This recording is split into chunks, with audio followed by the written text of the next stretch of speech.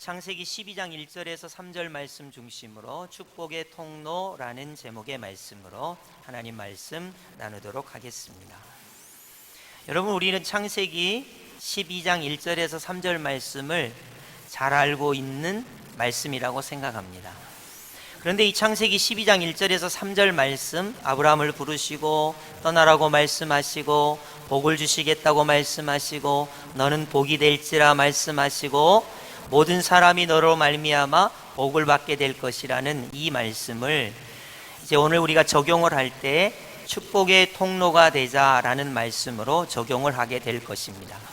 그래서 아브라함이 하나님을 믿고 하나님으로부터 복을 받았으며 복이 되었고 그 복의 통로가 되어 다른 사람에게 복을 전달하는 사람이 된 것처럼 우리도 동일하게 아브라함과 같은 은혜를 누리자 하는 말씀을 오늘 우리가 살펴보겠습니다.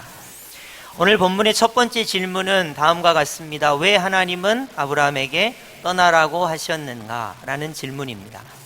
왜 우리 하나님은 아브라함에게 고향과 친척과 아버지 집을 떠나라고 하셨을까요? 여러분 생각해 보신 적 있습니까? 우리 창세기 12장 1절 합독해 보겠습니다. 시작. 여호와께서 아브라함에게 이르시되 너는 너의 고향과 친척과 아버지의 집을 떠나 내가 내게 보여줄 땅으로 가라. 아멘. 하나님께서 아브라함에게 말씀하십니다. 고향을 좀 떠났으면 좋겠다. 또 친척을 좀 떠났으면 좋겠다. 아버지의 집을 좀 떠났으면 좋겠다. 우리 하나님께서 그렇게 말씀하세요. 우리 이 말씀 듣고 우리에게 적용하면 우린 적지 않은 곤란함을 느낍니다. 하나님을 잘 믿으려면 아버지 집을 떠나야 되나? 고향을 떠나야 되나? 친척을 떠나야 되나? 이런 고민이 들 수 있죠. 아브라함은 아브라함만의 문제가 하나 있었습니다. 그 문제가 바로 뭐냐면 아브라함의 아버지인 데라는 우상을 만드는 사람이라는 거예요. 목사님, 성경 어디에 아브라함의 아버지 데라가 우상을 만든다는 이야기가 나옵니까? 우리 한번 성경을 찾아볼까요? 여호수아 24장 2절입니다. 여러분 성경 찾으셔도 되고 화면 보셔도 됩니다. 자, 여호수아 24장 2절에 보시면 하반절에 보면 그런 내용이 나옵니다. 아브라함의 아버지 나홀의 아버지 데라가 강 저쪽에 거주하여 다른 신들을 섬겼으나 라는 구절이 나와요. 여러분, 이 구절이 아브라함의 아버지 데라가 우상을 만드는 사람, 우상을 섬기는 사람이라는 근거 구절이 됩니다. 그래서 여호수아 24장 2절을 여러분이 기억하시면 좋겠고요. 이 근거 구절에 의하여 우리가 말씀을 보면 아브라함은 어릴 때부터 아버지 데라가 갈대아 우르나 하란에서 우상을 만드는 일을 했기 때문에 이 부분에 갈등이 많았다고 보여집니다. 특별히 유대인들의 성경 주석이라고 할 수 있는 미드라시라는 것을 보면, 미드라시라고 하는 것을 보면 아브라함의 어릴 때 이야기가 나와요. 이런 얘기가 나옵니다. 아브라함의 아버지 데라는 우상을 만들어 놓고 창고에 모아놓고 우상을 파는 사람이었어요. 아브라함이 이게 마음에 안 들었는데 어떻게 아버지 데라에게 우상을 숭배하는 것이 헛된 것인가를 말해볼까 하다가 다음과 같은 일을 했다고 합니다. 아버지가 모아놓은 우상들이 가득 차 있는 창고에 들어가서 우상을 다 깨부셨습니다. 우상들이 다 깨졌죠. 딱 하나, 우상 중에 제일 큰 우상을 하나 남겨놓고 그 손에다가 도끼를 싹 꽂아놨어요. 아버지 데라가 창고에 왔더니 상품으로 팔아야 될 우상들이 다 깨져 있고 멀쩡한 우상은 딱 하나 있는데 그 우상의 손에 도끼가 하나 들려있는 거예요. 그래서 아브라함에게 물어봤대요. 야, 이건 무슨 일이냐? 그랬더니 아브라함이 능청스럽게 이렇게 이야기하는 거예요. 자기가 우상들을 대접하고 싶어서 음식을 차려놨는데 갑자기 큰 우상이 벌떡 일어서더니 이 음식은 내 거야. 내가 다 먹을 거야. 너네 쪼무라기들은 다 부서뜨릴 거야 하면서 도끼를 들더니 우상을 전부 다 깨부셨다는 거예요. 아브라함이 능청스럽게 이렇게 이야기했어요. 그러니까 데라가 웃으면서 말도 안 되는 소리 하지 마. 우상은 움직일 수도 없는데 우상이 무슨 도끼를 들어. 우상이 밥을 먹을 수도 없는데 뭐 밥을 먹겠다고 다른 우상을 깨트려. 말도 안 되는 소리 하지 말라고 아브라함의 아버지 데라가 막 그렇게 말했다는 거예요. 그때 아브라함이 이야기합니다. 말도 못하고 밥도 못 먹고 도끼도 못 들고 다른 우상을 무너뜨리지도 못하고 부수지도 못하는 우상이 무슨 복을 준다고 여기에다가 복을 빌어라고 하냐고. 우상을 만드는 거, 우상을 제작해갖고 파는 거, 이 우상 앞에 절하라고 하는 거, 복 받겠다고 하는 거, 그게 얼마나 허구냐 하는 거예요. 그러니까 데라도 그걸 알고 있었지만 생계를 위해서 우상을 팔았다는 거죠. 그러니까 우리 하나님께서 아브라함에게 너 고향을 좀 떠났으면 좋겠어, 친척을 좀 떠났으면 좋겠어, 아버지 집을 좀 떠났으면 좋겠어 하는 이유가 하나님을 믿어야 되는데 우상 숭배하는 그런 가풍이 있는 고향, 우상 숭배하는 친척들, 우상 숭배하는 아버지 집에 있으면 하나님을 믿을 수가 없는 거예요. 하나님을 믿기가 어려운 거예요.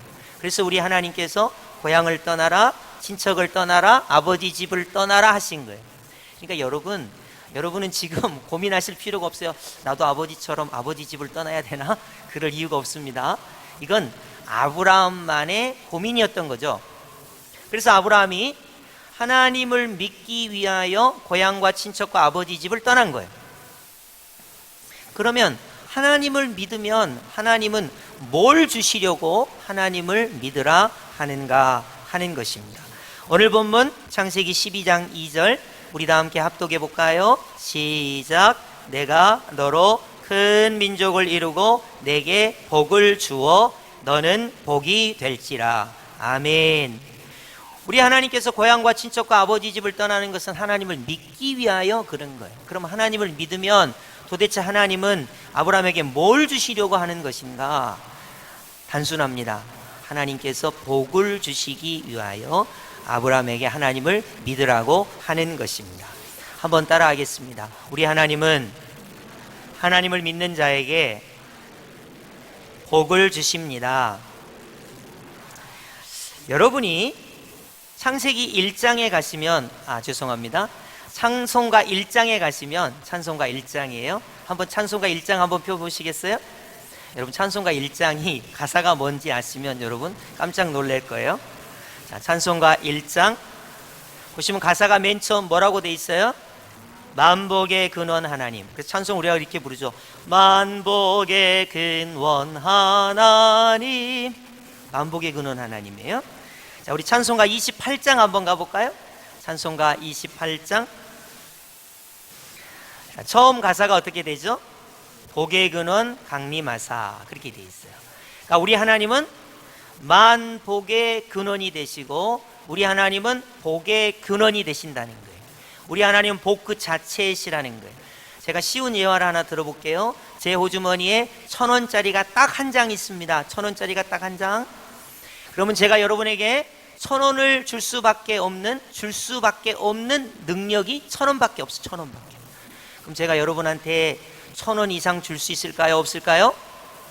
없어요. 제가 만약 여러분에게 10,000원을 드리겠습니다.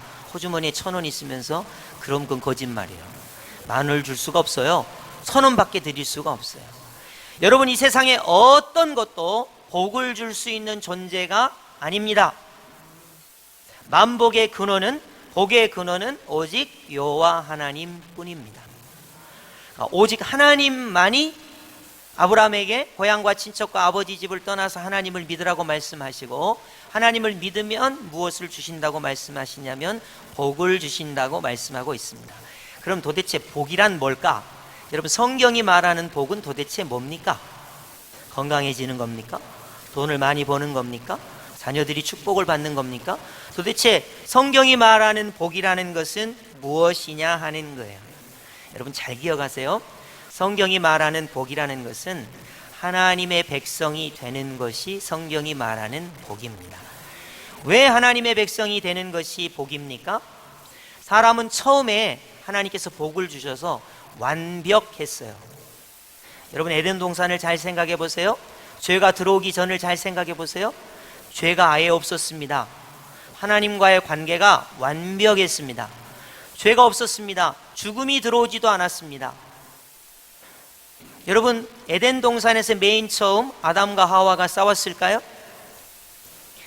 아담이 하와 보고 너 때문이라고 했을까요? 맨 처음엔 그런 거 없었어요.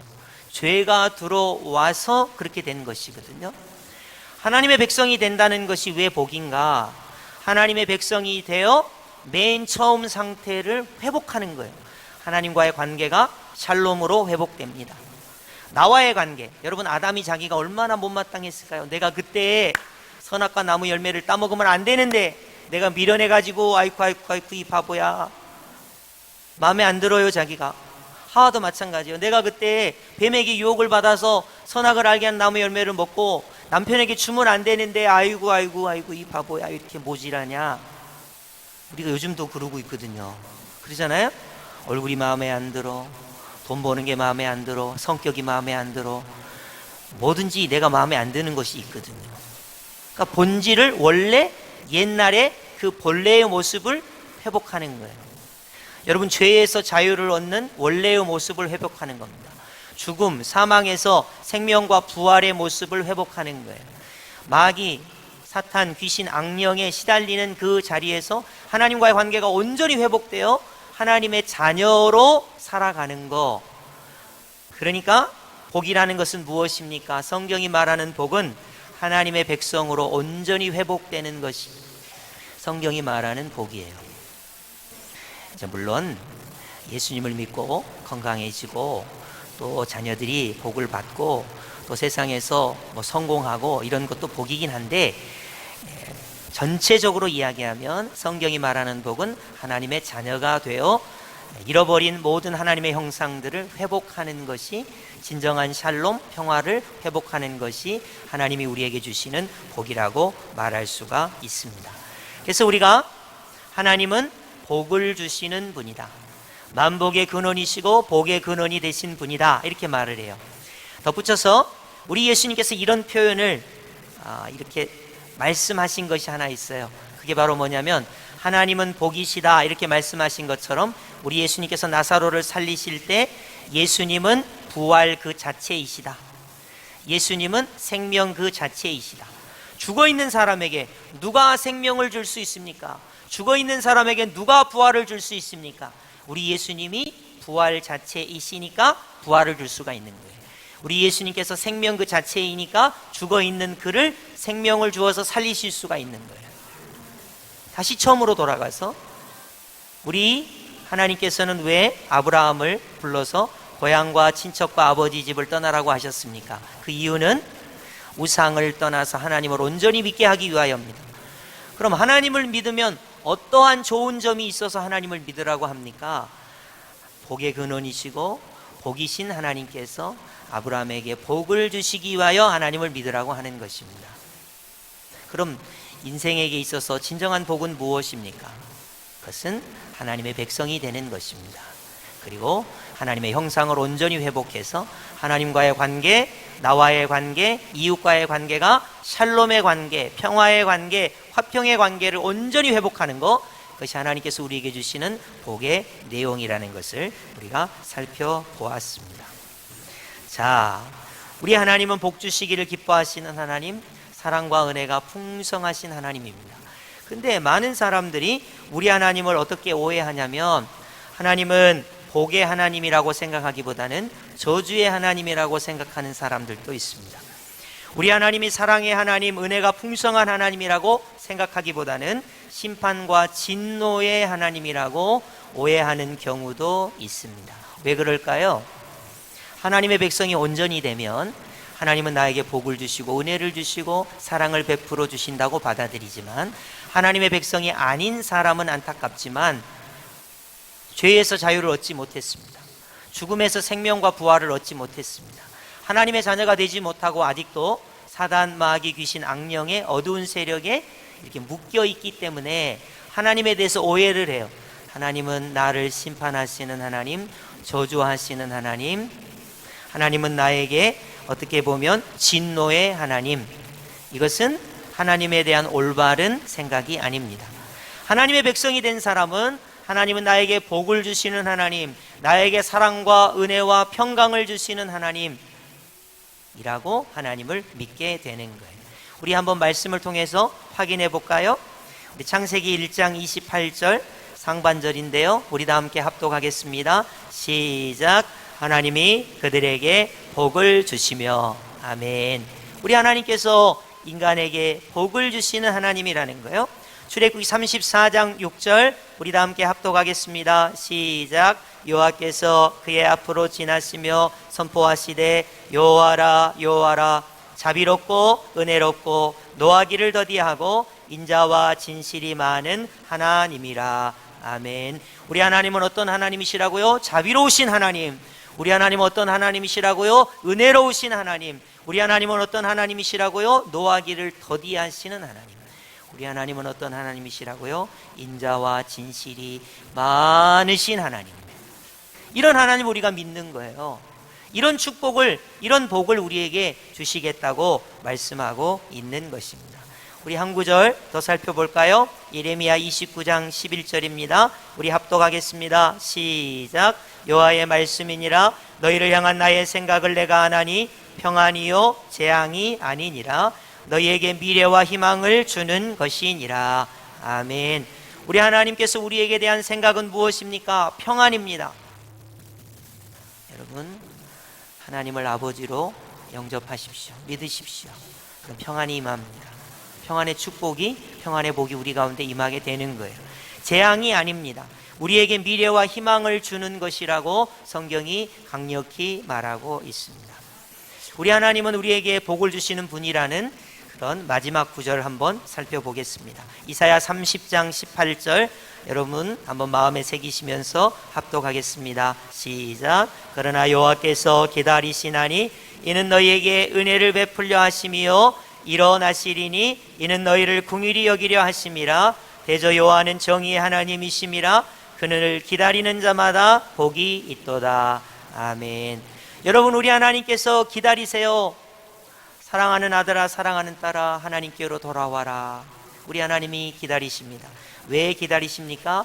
은혜를 베풀기 위하여 기다리시는 거예요. 은혜를 베풀기 위하여. 우리 하나님께서 혼내시기 위하여 기다리시는 게 아니에요. 우리에게 은혜를 베푸시기 위하여 기다리십니다. 우리 하나님께서 우리를 보시고 벌떡 일어나십니다. 왜 일어나십니까? 그것은 우리를 긍휼히 여기시기 위하여, 사랑하시기 위하여, 위로하시기 위하여 우리 하나님께서 일어나신다고 말씀하고 있습니다. 여러분, 이사야 30장 18절 마지막 보세요. 그를 기다리는 자마다 무엇이 있습니까? 복이 있습니다. 그러니까 우리가 하나님을 멀리 떠나 죄에 빠져 죽음의 길에 방황하고 사단 마귀의 노예가 돼서 정말로 어둠 속에서 헤매고 있을 때 우리 하나님 우리를 기다리시는 거예요. 은혜를 주시기 위하여. 우리 하나님이 일어서시는 거예요. 우리에게 긍휼히 여기시기 위하여. 그래서 우리가 하나님을 만나고 아브라함처럼 떠날 것은 떠나고 하나님을 믿고 하나님이 복의 근원이 되시고 복의 근원이 되신 하나님께서 아브라함에게 복을 주시듯이 하나님을 믿는 사람, 하나님을 만나는 사람은 하나님께서 주시는 복을 받게 된다, 복을 누리게 된다 하는 내용입니다. 자, 그러면 1절부터 2절까지를 한번 정리해 보겠습니다. 우리 하나님은 왜 아브라함을 떠나라고 하셨나요? 아브라함의 아버지 되라는 우상을 만드는 사람이에요. 그래서 그의 고향과 친척과 아버지 집을 떠나라고 하셨습니다. 그래야 하나님을 온전히 믿을 수 있으니까요. 여러분이 하나님을 믿지 못하게 하는 어떤 것이 있다면 그것을 떠날 필요가 있습니다. 하나님을 온전히 믿어야 합니다. 왜 하나님을 온전히 믿어야 할까요? 우리 하나님은 만복의 근원이 되시고 복의 근원이 되셔서 하나님을 믿는 자에게 복을 주시기 위함입니다. 이 복은 우리가 1차적으로 생각하듯이 돈이나 성공이나 부귀영화나 자녀가 잘 되는 것 같은 이런 1차원적인 것이 아닙니다. 과거에 우리가 잃어버렸던 샬롬, 하나님의 형상, 죄 가운데 헤맸던 우리, 죽음 가운데 죽어가는 우리, 저기 지옥을 향하여 다름질하는 우리, 사단 마귀에 의하여 억압당하고 억눌렸던 우리가 예수님의 십자가 보혈을 통하여 완전한 해방, 완전한 자유, 하나님께서 우리에게 복 주시는 상태를 온전히 회복하게 되는 것이죠. 그래서 하나님께서 우리에게, 아브라함에게 복을 주신다 하는 것입니다. 자, 그럼 오늘 본문으로 다시 돌아오겠습니다. 창세기 12장 3절 하반절 우리 다 함께 합독해 볼까요? 시작.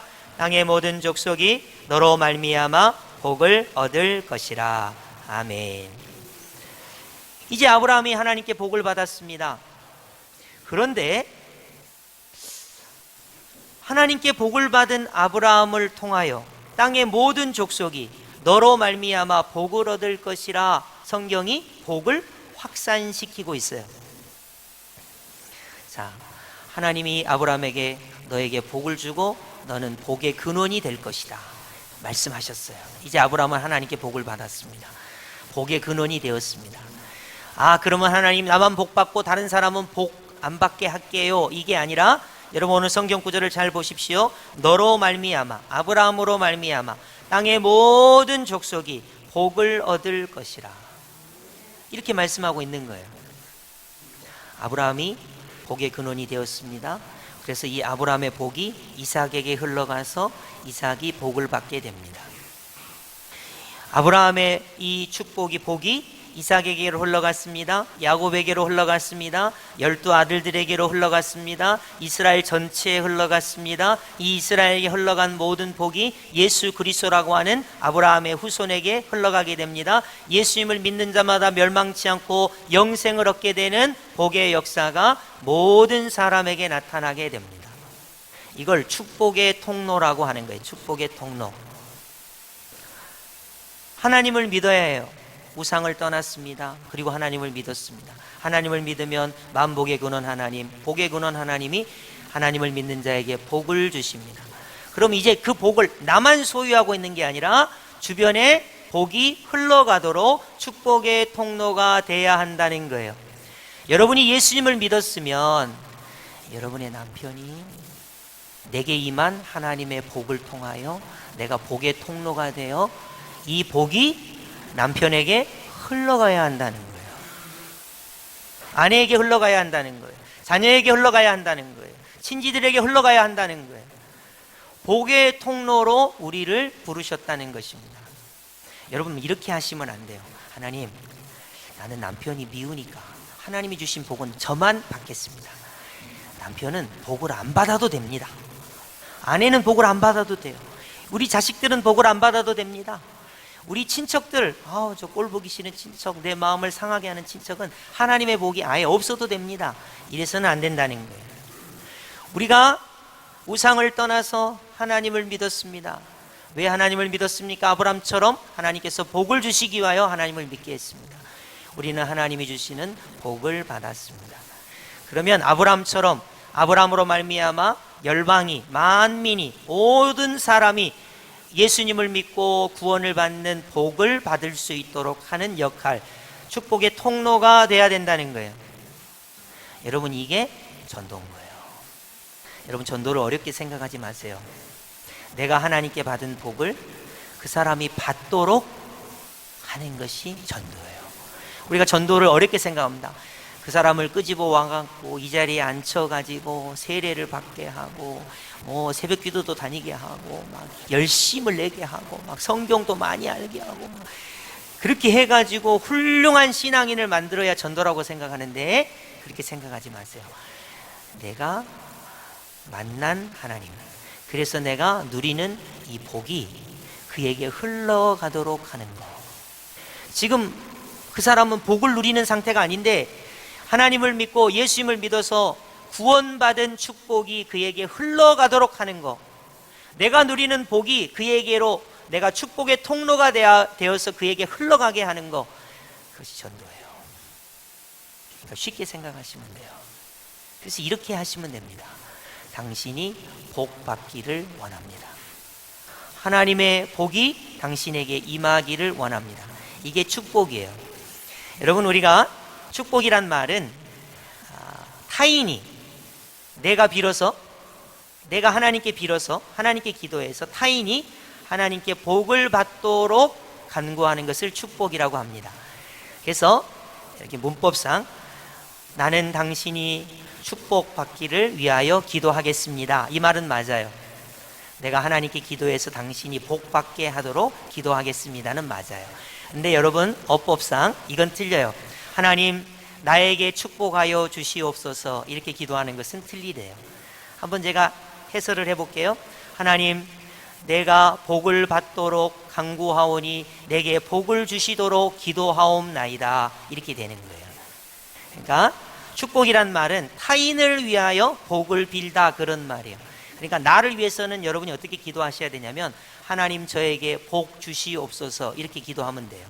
하나님 나에게 축복하여 주옵소서는 타인을 위하여 기도하는 것이기 때문에 나에게 써서는 안 된다, 이런 말이 있어요. 그러나 여러분 꼭 굳이 하나님 나에게 축복하여 주옵소서, 하나님 나에게 복 주옵소서, 타인을 위하여 복 주시옵소서, 이렇게 구하는 것을 여러분이 두려워하지 않기를 바랍니다. 문법적인 것은 차치하고 여러분이 반드시 축복의 통로가 되어야 합니다. 만약 아브라함이 하나님 나 속상해서 그러니까 이삭에게 복이 흘러가지 않아도 됩니다, 야곱에게 흘러가지 않아도 됩니다, 저 이방인들 나중에 대한민국 사람 여기 여수 성도교회 많은 사람들에게 복이 흘러가지 않아도 됩니다, 나만 복 받게 해주세요, 그랬으면 예수님이 이 땅에 오시지도 않았고요, 예수님께서 십자가에 죽으시지도 못했을 거고요. 아브라함은 복의 통로가 되었습니다. 그래서 오늘 우리가 예수님을 믿고 복을 받을 수 있게 된 거예요. 하나님의 자녀가 된 거예요. 여러분, 아브라함이 복의 통로가 되는 데는 순탄하지만은 않았습니다. 가장 어려운 것이 무엇이었을까요? 자기 독자 이삭을 너는 복의 통로가 되기 위하여 모리아 산에 가서 제물로 드리라 했습니다. 여러분, 백세에 얻은 아들을 번제물로 각을 떠서 하나님께 불살라 드릴 수 있겠습니까? 복의 통로가 되려면 내가 누리는 이 복이 온 열방의 모든 족속이 복을 받게 하기 위해서는 그는 자기의 독자 이삭을 모리아 산에 제물로 드려야만 하는 것입니다. 여러분이 누리는 복을 안 믿는 남편에게 복의 통로가 되기 위하여는 남편에게 모진 말을 들어야 할 수도 있습니다. 남편의 가문이 여태껏 해왔던 어떤 우상이나 혹은 유교적인 전통이나 관례나 이런 것으로부터 여러분이 어떻게 보면 좀 여러분의 마음이 상처를 입을 수도 있습니다. 여러분, 우리 민족이 반만년의 유구한 역사를 가지고 있습니다마는 안타깝지만 무속, 불교, 유교, 지금은 무교, 이런 상황에서 기독교인들이 과연 하나님으로부터 받은 이 복이 내 가정에, 내 이웃에, 내 친구들에게 이 여수시에 흘러가게 하는 복의, 축복의 통로가 돼야 된다고 생각하는 사람이 몇 명이나 되겠습니까? 여러분이 내가 이 가정에 축복의 통로가 돼야지, 나를 통해서 우리 남편이 하나님의 복을 받고, 나를 통해서 우리의 아내가 하나님의 복을 받고, 나를 통해서 우리의 자녀들이 하나님의 복을 받고, 우리 친지들이 나를 통해서 내가 축복의 통로가 되어 하나님의 복을 받고, 이 여수시에 많은 잃어버린 영혼들이 죄와 죽음과 마귀 때문에 어둠 속에서 방황하고 있는데, 나를 통해서 우리 여수 성도교회를 통하여 우리가 축복의 통로가 되어요 그들이 하나님의 복을 누려 하나님의 자녀가 되는 축복의 통로가 되리라, 이렇게 생각하면서 신앙생활하는 사람이 몇 명이나 되겠냐는 거예요. 우리는 창세기 12장 1절에서 3절을 잘 알고 있어요. 아브라함에게 주신 축복의 말씀이라는 거예요. 천만의 말씀이에요. 이것이 왜 아브라함에게만 주신 말씀입니까? 우리도 하나님을 만나서 복을 받았습니다. 아닙니까? 우리를 통하여 모든 사람이 나를 만나는 사람들을 나를 만나서 사람들이 내가 축복의 통로가 돼서 그들이 복을 받게 되어야 하는 것입니다. 이게 전도에 관한 말씀이라는 거예요. 자, 우리 창세기 12장 3절 상반절 한번 합독해 볼까요? 자, 이제 내가 복이 됐어요. 복을 빌어주는 축복하는 사람이 돼야 돼요. 자, 어떤 결과가 나오는지 보겠어요? 시작. 너를 축복하는 자에게는 내가 복을 내리고 너를 저주하는 자에게는 내가 저주하리니. 아멘. 이제 내가 복이 되었습니다. 내가 하나님께 간구하는 거야. 하나님, 그에게 복이 임하게 하여 주옵소서. 예수님을 믿게 하여 주셔서 하나님의 자녀가 되게 하여 주옵소서. 이렇게 간구하면 나를 축복하는 자에게 하나님께서 축복해 주시고, 저주하는 자에게 하나님께서 저주해 주신다고 아브라함에게 말씀하고 있습니다. 여러분, 우리 입술에서 어떤 말이 나와야 될까요? 사랑합니다. 감사합니다. 행복하세요. 예수님을 믿음으로 참된 행복을 찾으세요. 이런 축복의 말이 나와야 되지 않겠습니까? 아브라함에게 주신 게 바로 이거예요. 아브라함, 너를 통하여 너는 축복의 통로가 돼서 열방이, 만민이 너로 말미암아 복을 받게 될 것이다. 여러분, 싸우지 마세요. 남에게 상처 주지 마세요. 여러분이 정말로 복의 통로가 되는 사람이라면 나를 통하여 그 사람이 복이 임하는 사람이 되어야 된다는 거예요. 여러분, 오늘 말씀을 꼭 기억하시기 바랍니다. 자, 누가복음 6장 28절, 우리가 축복의 통로가 되어야 하는 이유를 한번 살펴보겠습니다. 제가 봉독해 드릴게요. 너희를 저주하는 자를 위하여 축복하며 너희를 모욕하는 자를 위하여 기도하라. 왜 이럴까요? 만약에 나를 저주하는 사람을 내가 저주하면 어떻게 돼요? 우리 하나님께서 들으시고 복 대신 저주를 내리기 때문에 그렇습니다. 나를 모욕하는 자를 나도 모욕하고 모욕하는 말을 하면 어떻게 됩니까? 우리 하나님께서 그 말을 들으시고 그에게 모욕을 주시기 때문에 그런 거예요. 그러니까 우리는 오히려 저주하는 자를 위하여 축복의 말을 하는 거예요. 모욕하는 자를 위하여 하나님 그를 긍휼히 여겨 주옵소서, 사랑으로 그 영혼을 위하여 기도하는 거예요. 왜냐? 우리는 축복의 통로가 되어야 하기 때문에 그렇습니다.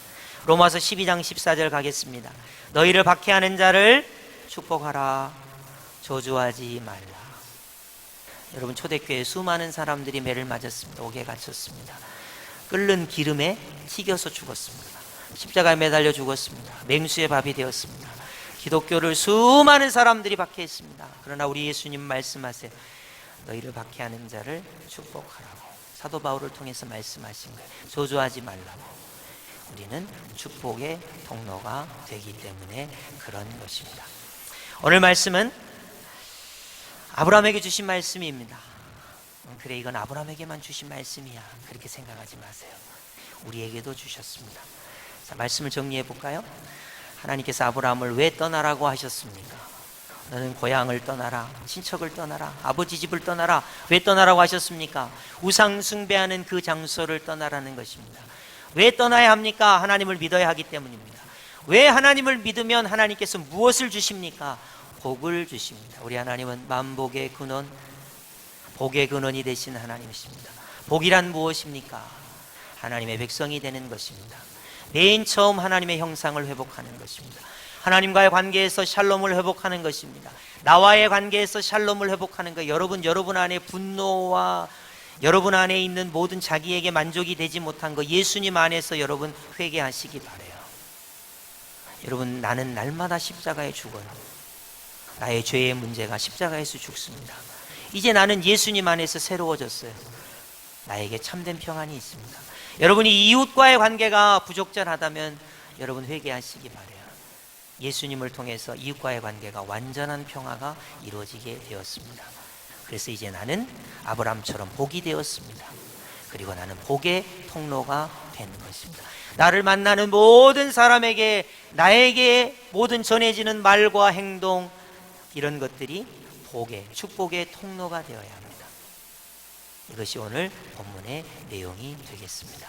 한번 따라 하시겠습니다. 나는 이제 축복의 통로가 되리라. 나는 이제 축복의 통로가 되리라.